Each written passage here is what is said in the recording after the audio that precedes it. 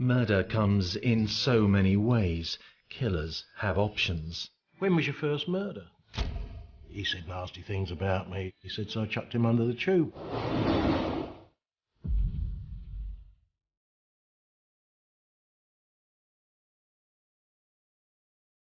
When talking to police, a man called Kieran Kelly owns up to being a murderer.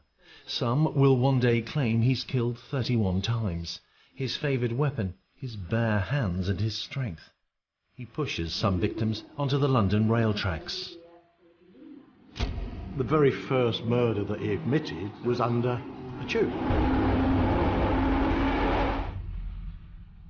Kieran Kelly was arrested and charged with the attempted murder of another man at Tooting Bec tube station in London. And then he started to relay story after story after story. Kelly operates in plain sight, camouflaged amongst the commuters or targeting the low-hanging fruit, those least able to look after themselves. These were homeless people. These were people that had lost contact with people that cared about where they were. They were also vulnerable because a lot of them were addicted either to drink or to drugs. The story of Kieran Kelly has become one of the most enigmatic and troubling criminal mysteries of our times. A twice-convicted murderer who brazenly admitted to many more kills. There's a big discrepancy between 31 and 2. Over decades, London harboured an assassin, but was he a pusher on the underground? What went on inside the mind of a serial killer?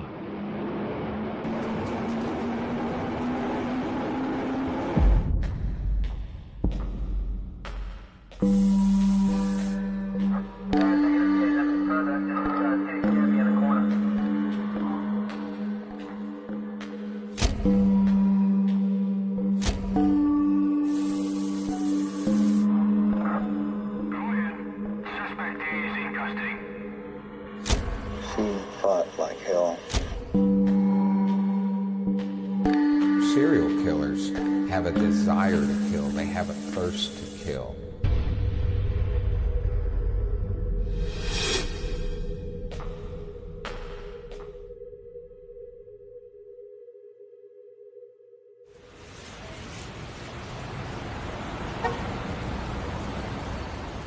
Travelling the underground is a means of getting from A to B, but not for all of us. For some, it's a place of warmth. A ticket to ride can offer shelter from the cold, a haven. But as some descended to their safe place, they could meet a man who, like them, was sleeping rough, a very territorial vagrant who could kill. This was his platform, his tube station. Ordinary commuters might come and go, but fellow seekers of shelter, like Kieran Kelly, should move away fast. I think what's particularly distinctive about Kelly's victims is how vulnerable they were. These were homeless people. From 1953 until the dawn of the 21st century, the Irish labourer Kieran Kelly chose the underground to occasionally attack people. But his photograph was not plastered as a warning to commuters. Police were not on the hunt for him. Remarkably, his deeds were unheard of. This just wasn't a story that I had ever even heard, even a whisper about, something about an Irish killer in London that had killed, upwards of a dozen people and potentially more. Some argue that the Kieran Kelly serial killer story has never been sensationalised in the media because of who he chose to kill. Fellow vagrants. The men and women often overlooked by Londoners going about their daily business. Mind the gap, please. And it's really sad because, you read these cases and you kind of think, oh, well, it was part of the homeless community. These are people that were born with no different hopes and dreams than any other baby. Linda Papadopoulos has been on a journey of exploration as she tries to uncover what made Kieran Kelly tick and how many times he actually killed, to discover the truth of the Kieran Kelly mystery, one which begins back in his native Ireland, where his early life is crowded with complexity. Or I went back to his home place. So I could use a parish record in where he's from. It's a small village called Rathdowney in County Laois. You know, a couple of thousand people, very rural in the Irish Midlands, very quiet village. A trip to Rathdowney serves only to deepen the mystery about Kelly. The apparently happy family were lifelong locals who disappeared overnight. What we know about his family background is that it's relatively stable. They left all of a sudden, which in itself was slightly unusual because the family had roots within that area, within that rural area of Ireland. They weren't a first-generation family living in that area. They had parents and grandparents who had grown up in that area. He doesn't leave this small town in Ireland, to find his fortune. I think he's running away from something. It was kind of noteworthy for people who lived in the area that the Kellys just left town all of a sudden. Why had the Kelly family been so quick to leave? Was it because the still teenage Kieran had killed for the first time? A macabre discovery was to be made when others moved into the Kelly family home, and the man of the house began some DIY. Digging his garden one day with his son, digging a trench to bring a water pipe from the house to the road, they hit bones and they dug a little bit further and they turned the sod and they found what they assumed were skeletal remains. And now they felt that it could have been a person. There was a wire noose around the neck. It lends itself to the theory, did Kieran Kelly, could he possibly have killed in Ireland as well as England? So it's just another point of intrigue that hangs on the Kelly story. The Kellys moved to Dublin, where Kieran was no stranger to the local police. Something else emerges about him in devoutly Catholic Ireland. He seems to have done battle with his sexuality. I think what he may very well have been running away from was the fact that he had this ambivalence around his sexuality, a sexuality that at that time would have been vilified. Perhaps then his homosexuality is one of the causes of Kelly's decidedly antisocial behaviour. His crime record or his rap sheet, runs as thick as a telephone book for petty offences. It's been a feature of the Kelly story, his sexuality and his homosexuality. Not only was being gay frowned upon in society, it was still a criminal offence. Kelly's sexuality will become fundamental to understanding his methods, motivations, and his mind. The idea that you have to repress your truth, right? Repress something as natural as breathing and eating, something as natural as looking in the mirror and knowing what you see is hugely detrimental, hugely detrimental. We know that this kind of repression can lead to things like depression and anxiety and indeed a self-loathing or a loathing of one's community. And it may be that this is precisely what we're seeing in this case.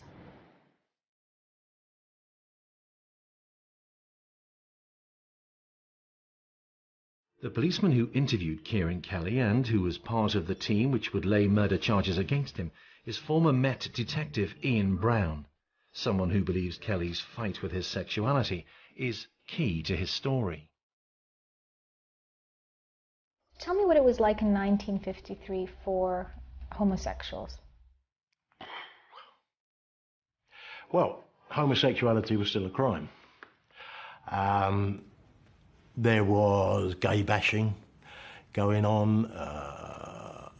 Everything was hidden from a homosexual point of view. There weren't gay parades and gay pride, and people hadn't come out.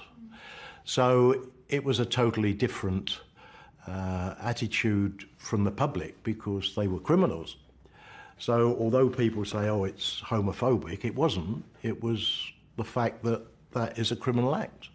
So you were brought up to think, well, that is a criminal act. It's the same as theft or other things. Sure. So Kelly would have been brought up thinking there's something wrong with me, right? That this is not only not okay, I'm bad. Thinking that he would never admit to being homosexual, yeah. In unravelling who Kelly may or may not have murdered, the start of his confirmed killings is 1983, when, already a heavy drinker, Kelly was a vagrant living rough in South London. That's when Detective Ian Brown came across him and discovered the ferocity of extreme vagrant-on-vagrant violence. I was detective inspector at Clapham Police Station. The night before I met Kelly, there's an old tramp by the name of Boyd, who's a typical tramp, no trouble at all, but always drunk. And that night, the two young police officers went out onto Clapham Common, where they found Boyd comatose, and it's raining and it's messy. Well, they didn't exactly do the right thing. They should have picked him up and taken him over to Brixton, but they didn't. They put him in a police van and took him to the police station. Boyd was put in a cell and passed out. The following day, at about midday, an old guy is up in Clapham High Street, sitting down, just watching the world go by, when he's approached by two tramps, one called McManus and one called Kieran Kelly. Kelly and another street drinker called Paul McManus were on Clapham Common. There was a botched robbery of a guy called Walter Bell. Kelly twisted his arm around his back, pulled the ring off his little finger. They basically rob him of a wedding ring and his watch. Very quickly, they're arrested, two vagrants, two tramps, taken to Clapham Police Station. The station sergeant has got 4 cells, and he doesn't really want to contaminate all of them, so he thinks it's a good idea to put the two new tramps in the same cell as the drunken old one who's asleep on the floor. When they got to the cell, William Boyd was there, another homeless street drinker, often picked up to the police and pretty well known. He was in the cell sleeping it off. Ian Brown, it was coming up to the end of the day.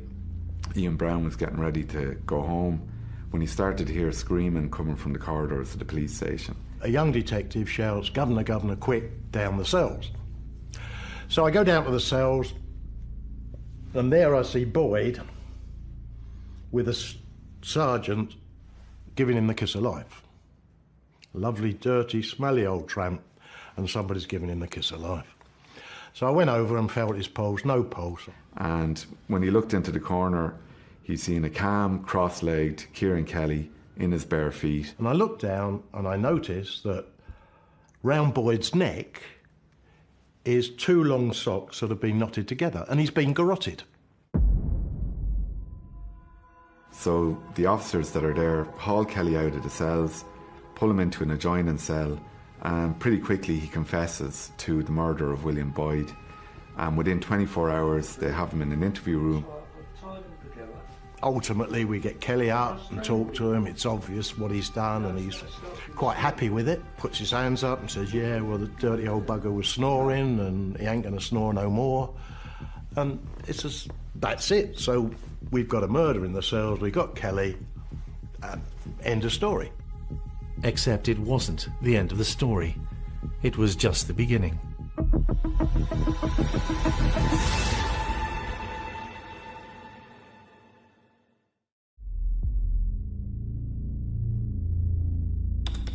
A drunk homeless man called William Boyd has been murdered in a police cell in Clapham, London. His assailant, Kieran Kelly, is proudly boasting about it. The detective, hearing his story, senses there may be more that Kelly would like to admit to. He was in a mood to reveal, rather than hide truths that he'd lived with for decades. So I said, "All right, well, tell us the story then." I said, "When was your first murder?" He said, 1953. Coronation year. Kelly was admitting to having begun murdering people 30 years ago. So I came over with Christy Smith, which was his mate, from Ireland. He said, and he said nasty things about me. He said I was gay. He said, so I chucked him under the tube at Baker Street tube station. And then he started to relay story after story after story. Did unsuspecting policeman Ian Brown have a serial killer on his hands? Kieran Kelly had confessed to murder in a police cell and then freely admitted to pushing a man to his death on the tracks of the London Underground tube station. What else would he admit to? The detective and the killer were playing a game, the investigator acting dumb, the murderer leading the interview. But how much of what Kieran Kelly is saying at the time is true? So do you feel at this point that he's enjoying this, sort of sharing Oh, yeah, it with you? it's bravado. It's bravado. So Yeah. he's smarter than you. He's killed all these Yeah. people. Look how clever he is. So can I ask you? So you're hearing this. What's the dance? Explain to me, like, what? Again, as a police officer, you're trying to kind of handle that fragile ego, get as much as you can. So how do you handle it? How do you kind of draw this information out? Well, I'm highly delighted. I've got something different. It's not just a dead body in the cell, and suddenly you realise that you're onto something, but you don't know what it is. Are you feeding the ego? Are you kind of bigging him up? Completely feeding him, and telling him how clever he is, and how's he managed to get away with this all these years, and the sergeant and I are just looking at each other and thinking, let him go, let him go, and so we keep telling him how wonderful he is, and he keeps giving us more and more and more. Kelly soon volunteered another victim. He offered a name which meant nothing to Ian Brown: Hector Fisher. Now, Ian Brown kind of went with the flow and just, played along and said, well, I don't know, you tell me. And Kieran Kelly said to him, you're talking about Fisher, aren't you? And Ian Brown, not having a clue who Fisher was, said, that's the one, and signalled to a station sergeant to go contact the police archive and find out who Hector Fisher was. And he came back with information on Fisher. He suddenly turned round to me and he said, oh, I'm too clever for you, aren't I? I'm too clever for you. I said, oh, always, Kelly. He said, yeah, you didn't know it was robbery, did you? I said, no, I didn't. I said, which one are we talking about then, Kelly? He said, Fisher. Ian Brown wasn't aware of a Hector Fisher. They picked Kieran Kelly out of the cells for strangling William Boyd. And next thing they're in the middle of this rambling confession. And he throws out this name, Hector Fisher, who he said he killed in Clapham Common in 1975. I said, well, tell us all about it then. He said, I'm too clever for you. He said, I robbed him. He had a lot of money. He said, but I left £20 in his pocket. I stabbed him. Oh, OK, Kelly. Kieran Kelly told the police that he knew how much money was left on the body. This was the point that the prosecution made play of in court, was that only the killer could have known, how much money was left on Hector Fisher's body. And Kieran Kelly had told this to the police in Clapham Police Station in 1983. So we then get the file out and we find that exactly £20 was found in the pocket when the pathologist went to the scene, and the wounds were as Kelly described it. So suddenly we've got Kelly putting his hands up to a murder that we Never associated with him. never associated with him. What emerged from the police file was that Hector Fisher's murder had remained unsolved for 6 years, but there had been no public clamour for justice for an unsolved murder. The victims were off society's radar screen, the underclass on the underground.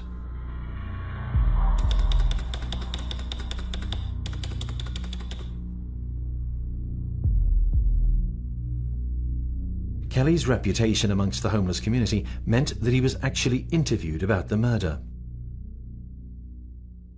Kieran Kelly was interviewed at the time, and, nothing happened. So possibly, in Kieran Kelly's mind, he had outsmarted the police, and the reason why they couldn't stick anything to him when they questioned him initially was because he'd left this sum of money on the body.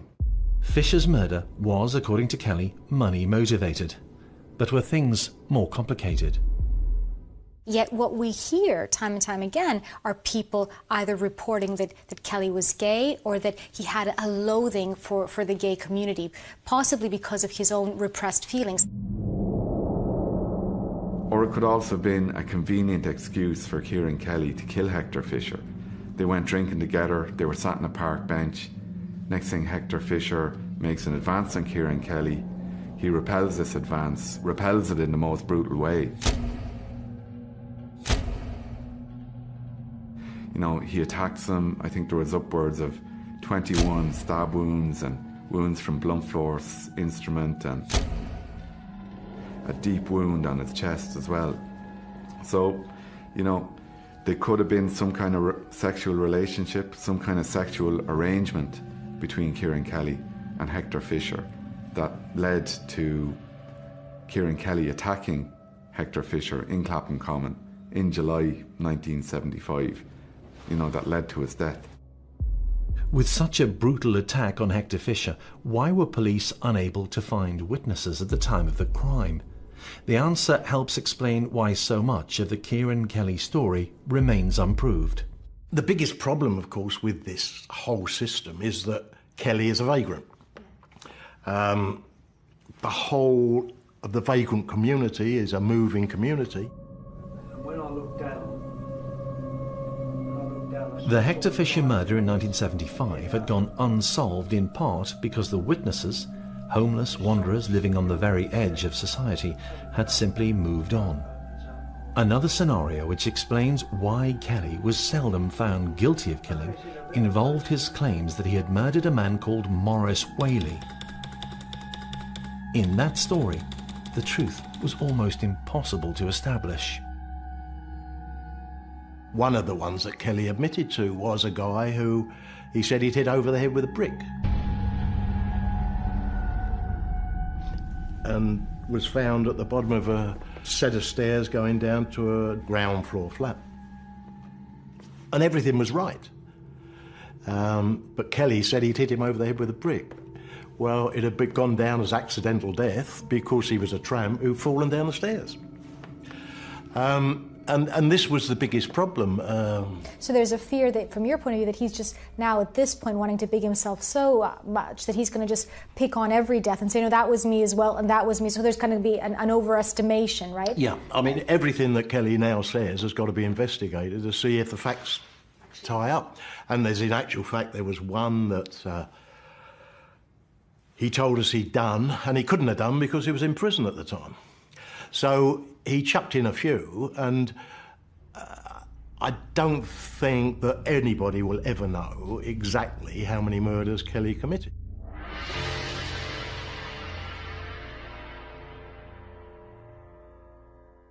One of the most frustrating, problematic things about piecing this together was the amount of lying that Kelly does. So we know he admits to murders that he couldn't possibly have done because he was in prison at the time that these were committed.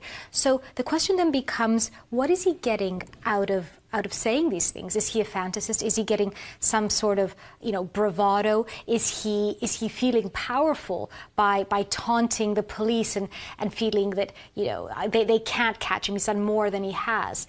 I think these are those niggles around us never really being able to have a clear understanding, not only of how many people Kelly killed, but indeed his state of mind when he was lying about performing those acts.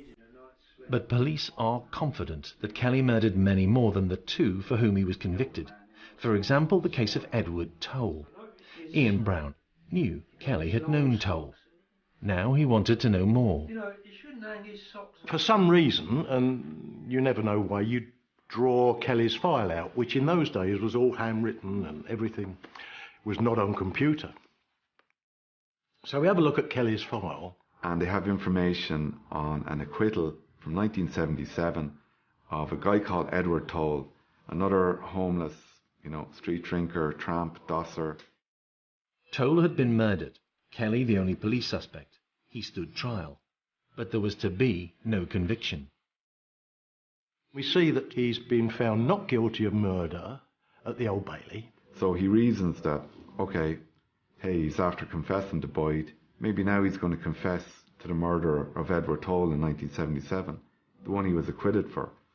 So he threw out a general question to kind of test Kelly and just said, okay, Kelly, why don't you tell me about all the other murders then? So we looked that up, and the story is this, that Kelly sleeps in churchyards, on tombstones, and he's gone into Kennington churchyard.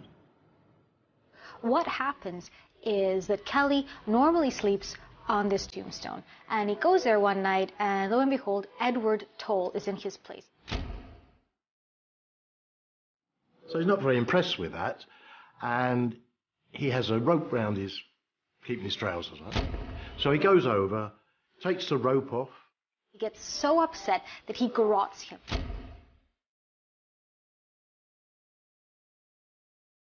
And he does this with other homeless people watching him. As he walks away, one of the other old tramps says, "Oh, Kelly, you might have killed him."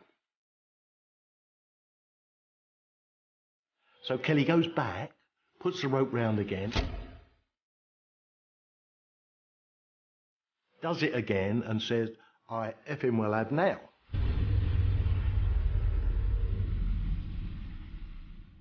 Now, at the time, these witnesses are taken in, they give statements, they explain what happened, and so Kelly's put in prison. But this seemingly cut-and-dried case proved problematical for prosecutors and goes to the heart of why Kieran Kelly is the serial killer the world is only now discovering.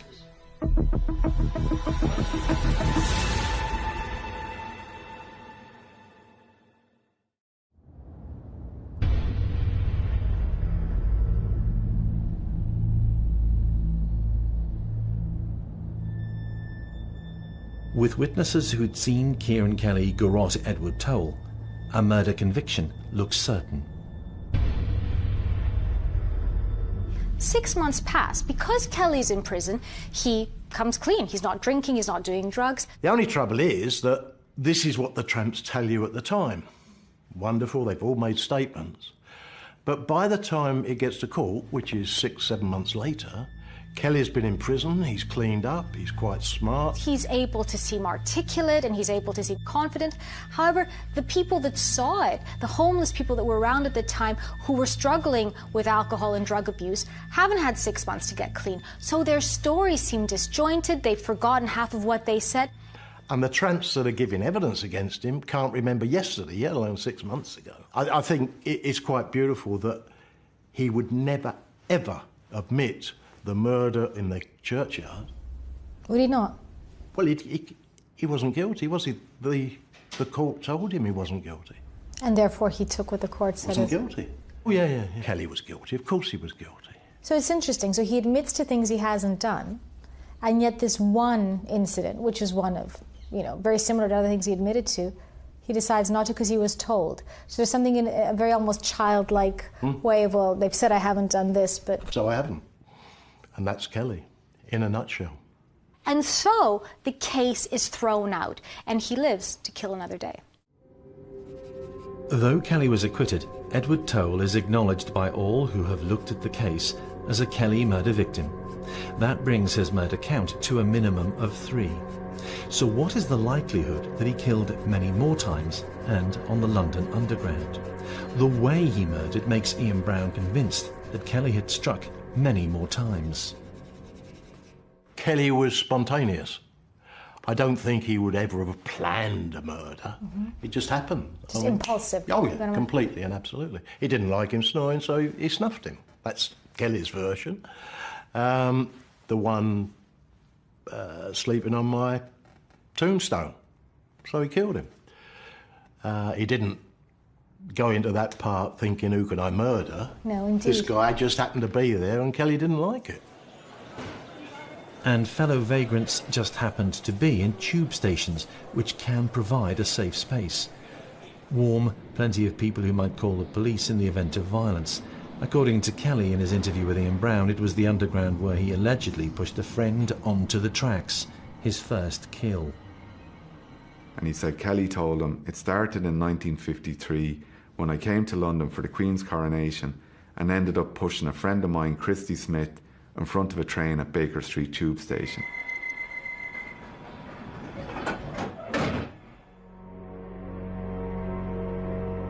As researchers and detectives later probed, some evidence did appear suggesting that Kieran Kelly was someone who regularly pushed fellow vagrants that he came across onto the tracks of the London Underground. In 1982, Kieran Kelly was arrested and charged with the attempted murder of another man called Francis Taylor at Tooting Bec tube station in London. Taylor and Kelly had been in company, had come into the station together. There'd been some kind of altercation, and Kelly had pushed Francis Taylor in front of a train that was entering the station.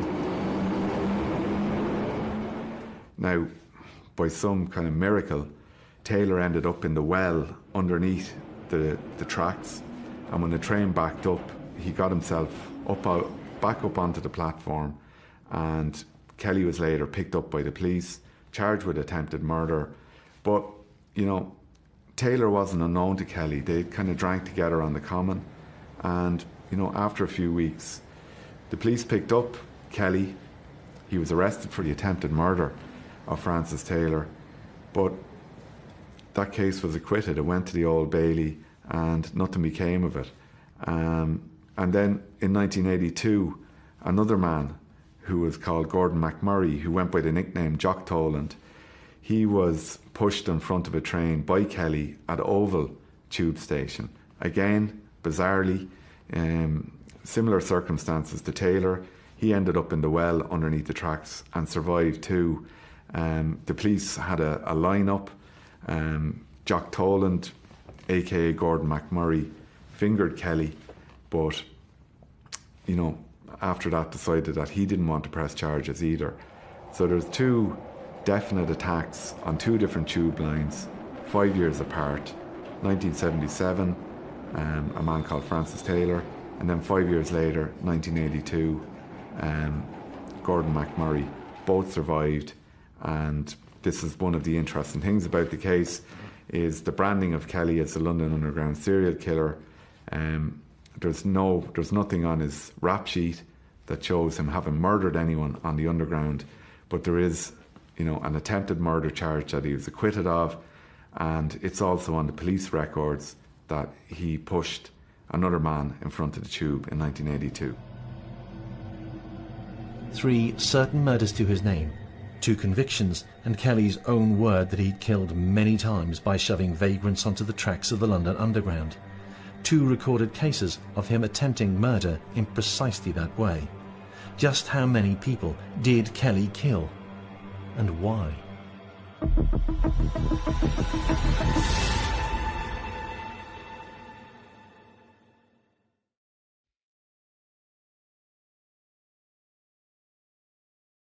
Kieran Kelly may have been convicted for 2 murders and been acquitted for a third he was seen to have committed, but that was just part of his confession story. What we could prove was maybe 5, 6 murders. Everything right. Everything that Kelly said was exactly on the dot. Even down to one in Balham. But it was another tramp. And Kelly had told us that, again, he didn't like him sleeping where he was sleeping. And it seems certain that the man was called Mickey Dunn. Irritating Kelly was not a good idea. As Dunn sat out on the common, Kelly disappeared, then returned with a bottle of something. So he bought a bottle of white spirit, and he'd actually poured it down the guy's throat.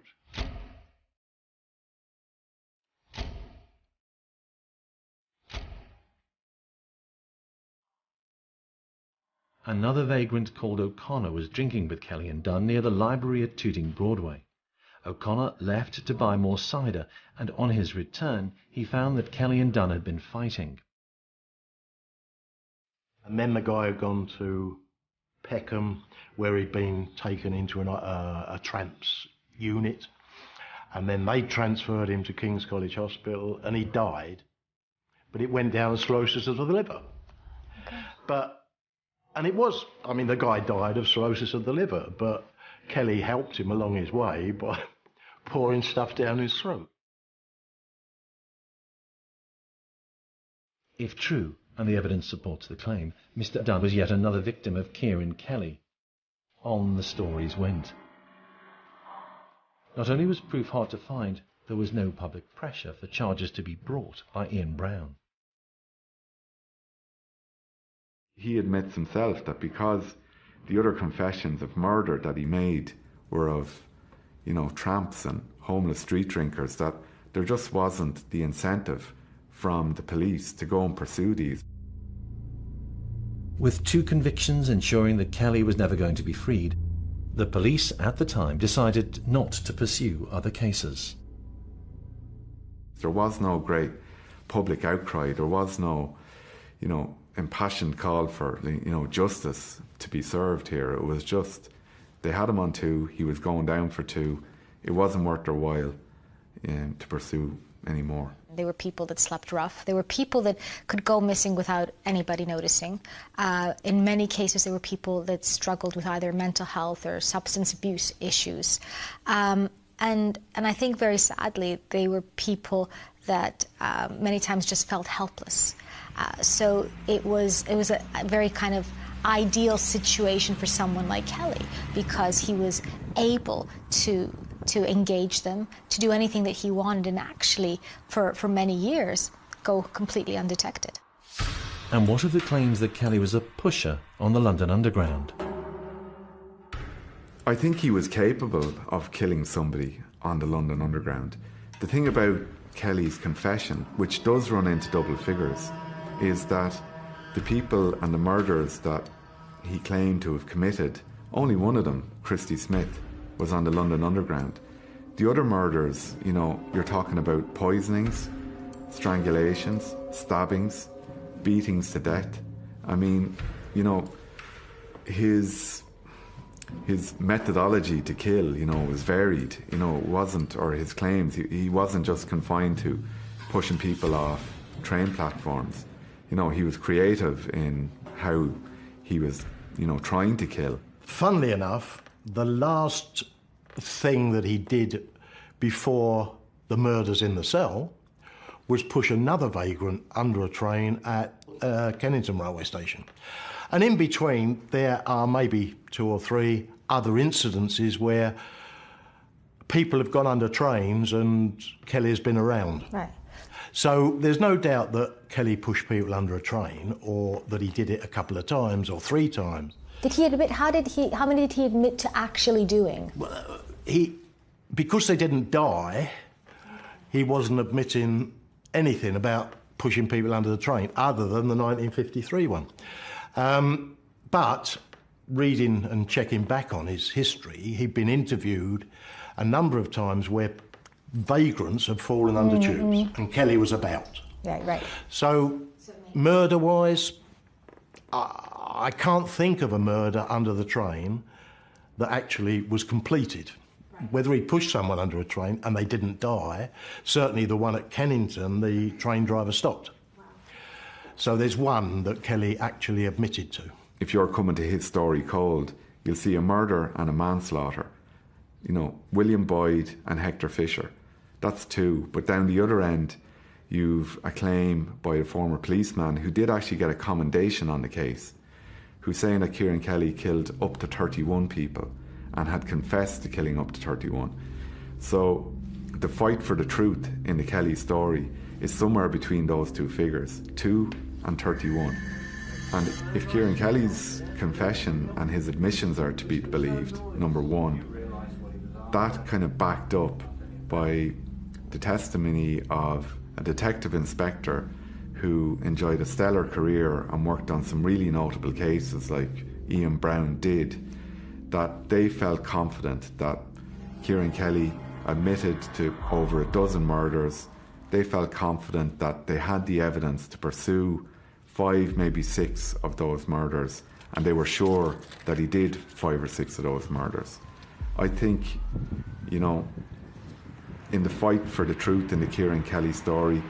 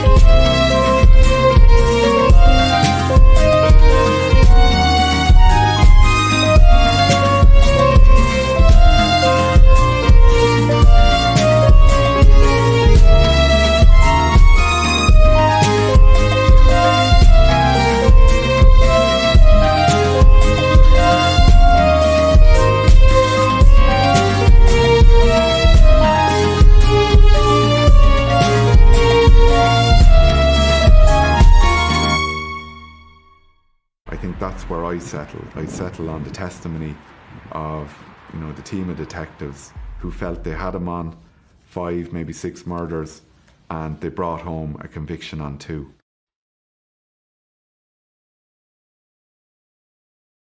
Two convictions, one acquittal where it seems certain he was the killer. 2 murdered vagrants who'd been with Kelly moments before they died. 2 charges of attempted murder which saw juries return not guilty verdicts. And Kelly himself claiming to have killed a further dozen vagrants. But no murders on the London Underground can be assigned definitely to Kieran Kelly. He was, nonetheless, a serial killer. Why? So what do we know for sure? We know Kelly definitely killed and was convicted of 2 people. In fact, we know it's 3 because there was a lot of confirmation on what happened with Edward Toll, even though he wasn't convicted. That's 3 people. We also know that he admitted to crimes he couldn't have committed. We also know that people that spent a lot of time with him believe, and these are police officers, seasoned detectives, that he probably killed in the region of about 12 to 15 people.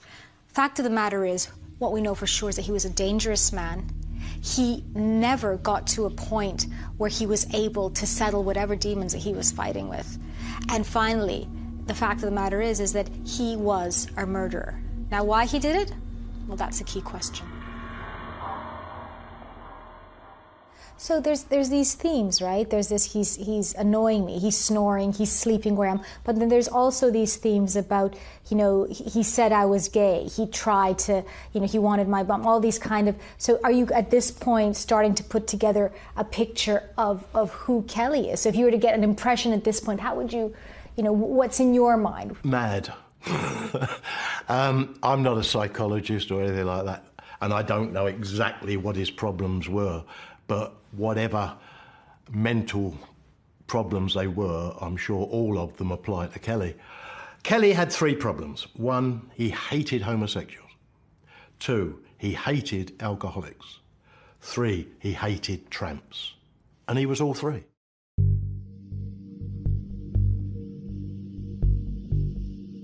Kieran Kelly killed those he despised most, those like himself.